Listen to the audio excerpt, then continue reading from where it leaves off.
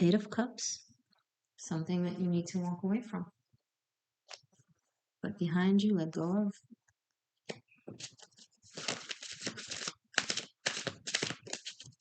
The cups are empty. Where are you where are you moving into? A Ten of Pentacles, absolute abundance. Letting go of something that has not been nourishing you for a long time and that you've held on to or stayed with because it had the superficial appearance of allegedly nourishing you, but maybe wasn't actually there for you as it presumed to be. Now, this could be a person, this could be a place, this could be a situation, this could be an aspect of yourself.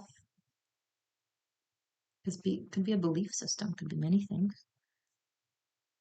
And Ten of Pentacles, that's Ten of Pentacles right here.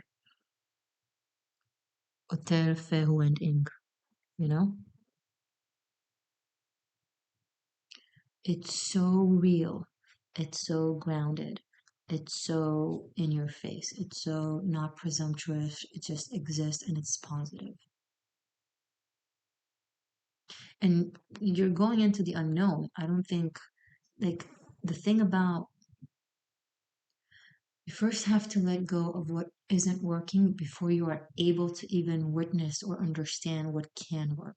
So it's not like you're leaving because you know you're going, because you can see the Ten of Pentacles in front of you and you understand exactly where you're heading to. It requires a risk. It requires being willing to be alone than to be with someone who makes you feel alone. It's being willing to go into the unknown with blind faith just because, well, better a potentially good unknown than a known non-good.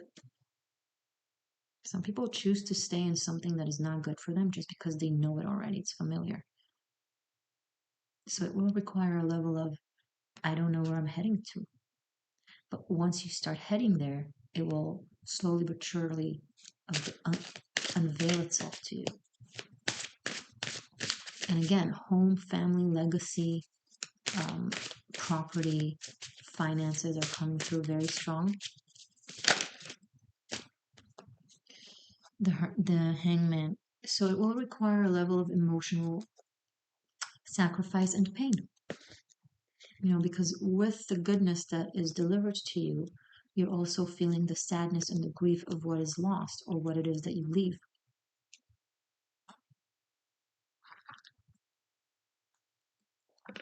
So it's not going to be a perfectly clear, happy thing. It will be a bittersweet thing. And you are guided by the Hangman to see the higher purpose in it and the big picture and understand how this discomfort or end or sacrifice in the long run or in the big picture are really beneficial to you. The Hangman also symbolizes the ocean. It's the letter Mem to represent mime. In Hebrew, it means water or the ocean, right? And you have here the absolute land in the Ten of Pentacles and an ocean. So this will be very nourishing, but it will require a change in perspective. This could be something that you didn't think you wanted or you didn't plan on or you didn't know you could want or that could make you happy. It requires a change of perspective. It's not what you planned. It's not necessarily what you envisioned.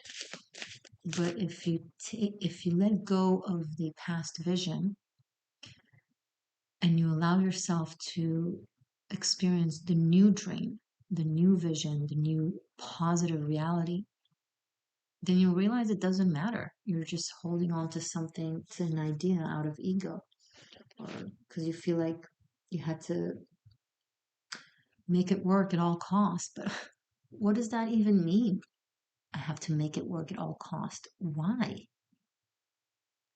Things are meant to deliver us joy and happiness. Life is short and full of challenges and pain. What is it about the I have to make it work at all costs? Why? Seriously, it's ridiculous. And it's something people hold on to like it for dear life, like it means something, like it's a virtue, like it's loyalty, like it's faith. It's just masochism.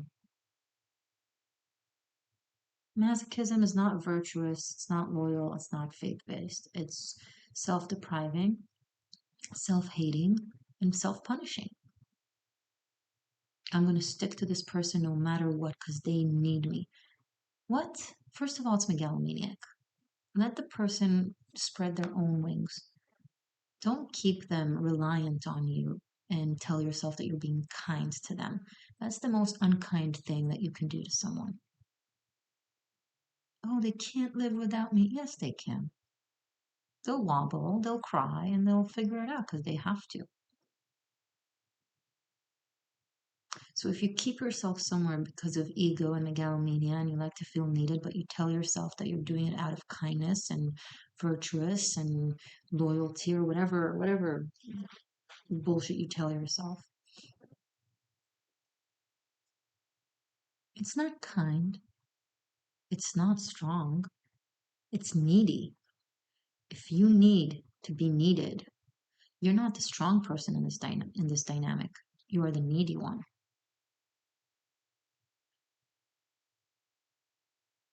Because they at least surface level, like it's apparent that they're in need, so at least they can work on it or get through it somehow. But you tell yourself, if that's the case, you tell yourself that you're strong while being needy. So how will you ever strengthen yourself?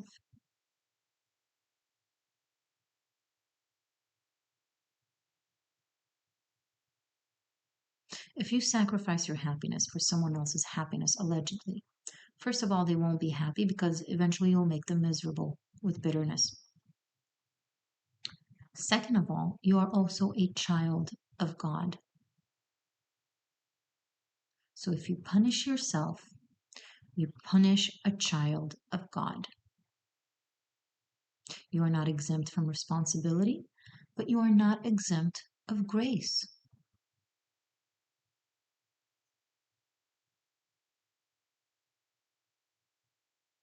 You're not exempt of grace, my love.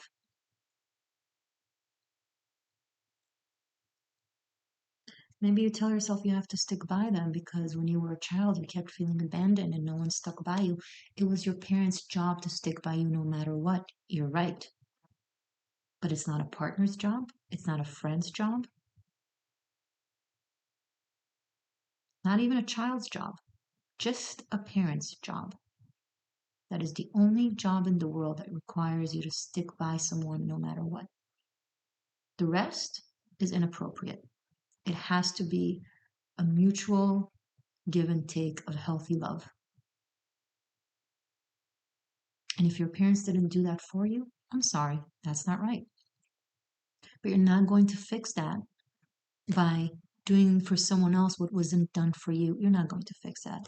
You just you just keep being in pain, you keep depriving yourself. That's the irony of it. They've deprived you, and now you're doing the same thing to yourself by depriving yourself of something truly loving, of something that can make you happy, of something that shows up for you as much as you show up for them. So you see the irony? You think you're correcting the injustice that was done to you when in fact you're just reliving it and strengthening it.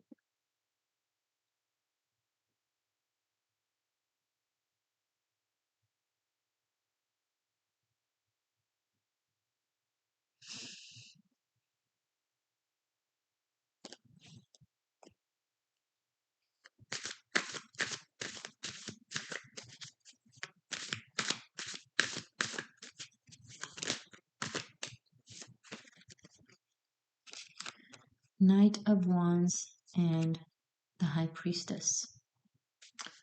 So someone is going after something or someone that is way above their league, and maybe they can do it. Maybe they're going to get lucky and somehow it will work out for them, but they're trusting too much on luck and they're not as prepared as they ought to be when dealing with the High Priestess energy.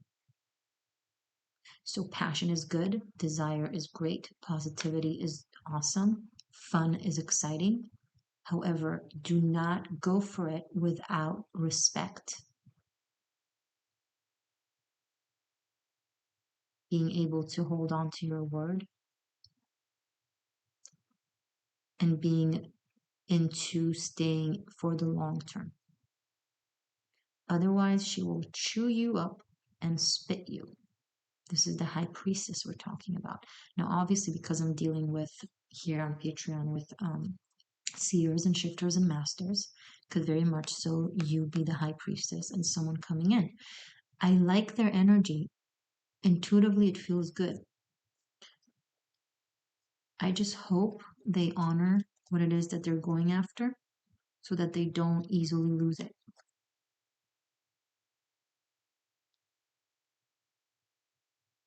Okay? Because this is not Hades on his chariot coming to Persephone to make her the queen of the underworld. This is a dude on a horse. Cute, handsome, fun.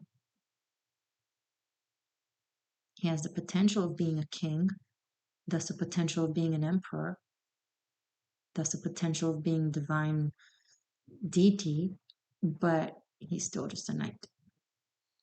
And that's okay. That's where you start.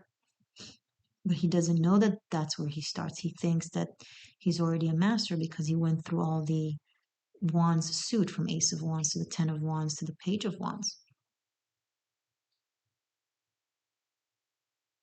It's like in martial arts, it's like in karate. People think that a black belt is like, now I'm a master, now I know everything.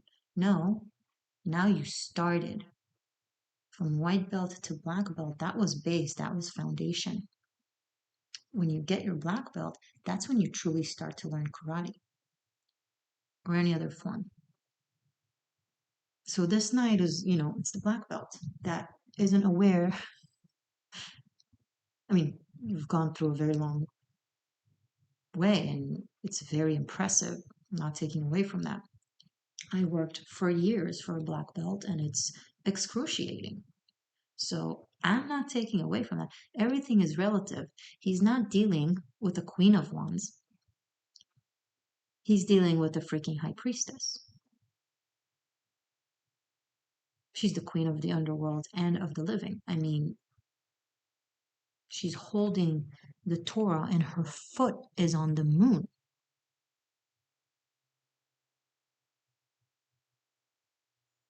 So if you're the high priestess, remember who you are and remind him kindly and gently of the work he has to do in order to consistently be worthy of you. Consistently. Now, if he does so consistently, you will turn him into a high priest, Hades, the magician, whatever aligns with his nature, right? His loyalty and devotion to you, in turn, you will turn him into royalty. You will get him there. But make sure that this knight knows he's a knight when it comes to you. Not by saying that, not by patronizing, by holding on to your worth and acting accordingly.